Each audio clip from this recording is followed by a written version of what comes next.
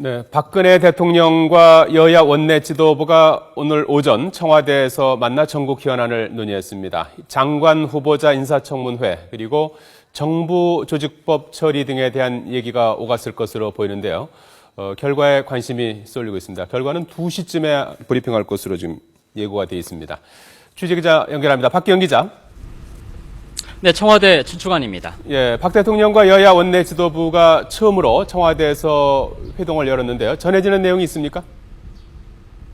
네, 박근혜 대통령과 여야 원내 지도부는 오늘 오전 10시 반부터 1시간 반가량 대화를 나누고 조금 전에 회동을 마무리했습니다. 청와대에서 진행된 첫 회동에서 박 대통령과 여야 원내 지도부는 우선 가벼운 인사를 나누며 대화를 시작했습니다. 특히 박 대통령과 박영선 원내대표는 서로 첫 여성 대통령과 여성 원내대표라고 덕담을 나누기도 했는데요. 직접 들어보시겠습니다. 박영선 원내대표님은 헌정사상 첫 여성 원내대표로 이제 기록이 됐을 텐데 다시 한번 축하 말씀을 드리겠습니다. 감사드립니다. 첫 여성 대통령 탄생하셨기 때문에 있을 수 있었던 일이 아닌가 이렇게 생각을 합니다.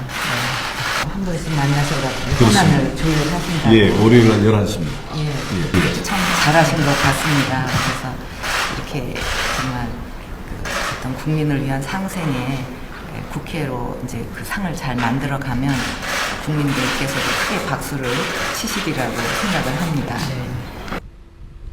네, 박 대통령은 또 경제가 세월호 사태 이후 주춤하고 있다면서 경제가 어려워지면 서민들이 가장 힘들기 때문에 경제 회복의 동력을 잃으면 안 된다는 말을 건넸습니다.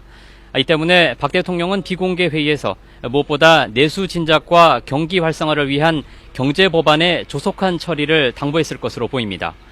또 우선 최근 가장 큰 현안인 장관 후보자 인사청문회 문제가 다뤄진 것으로 알려졌습니다. 박 대통령은 2기 내각의 조속한 출범과 국정 안정을 위해 청문회 처리에 협조를 당부하는 반면 야당에서는 일부 장관 후보자의 자질 문제를 놓고 지명 철회를 요구했을 가능성이 있습니다.